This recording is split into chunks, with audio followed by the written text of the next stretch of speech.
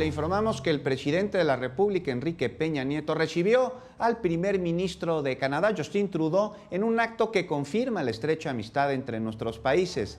Después de una reunión privada, ofrecieron un mensaje en el patio central de Palacio Nacional, donde ambos mandatarios se refirieron a los beneficios económicos y sociales logrados con el Tratado de Libre Comercio de América del Norte.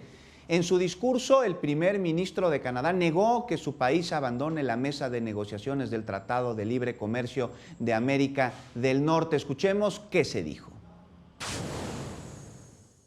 Seguiremos teniendo y tomando muy en serio las propuestas y no vamos a abandonar la mesa de negociación teniendo en cuenta las propuestas que se presenten, sino que las vamos a debatir, vamos a presentar contrapropuestas y tomarnos las negociaciones muy en serio. Como he dicho en numerosas ocasiones, estamos llevando a cabo la oportunidad de mejorar el TLCAN y tendremos en cuenta y estudiaremos todas las propuestas que se hagan sobre la mesa, las tomaremos muy en serio y propondremos nuestras propias mejoras al TLCAN.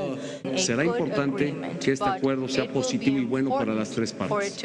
No lo puede ser solo para una, ni podemos ser rehenes de una sola posición. Queremos realmente lograr un buen acuerdo. México es un país abierto al mundo. México tiene por política de Estado la apertura al mundo.